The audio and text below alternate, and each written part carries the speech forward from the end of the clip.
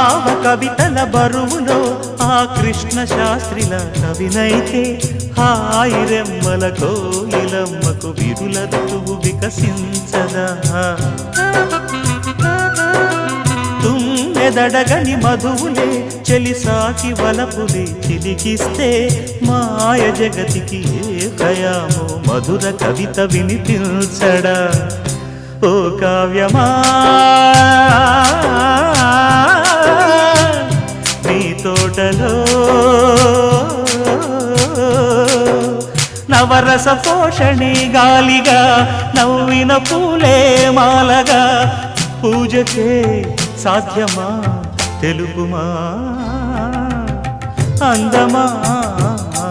నీ పేరేమిటి అందమా అందమా నీ పేరేమిటి అందమా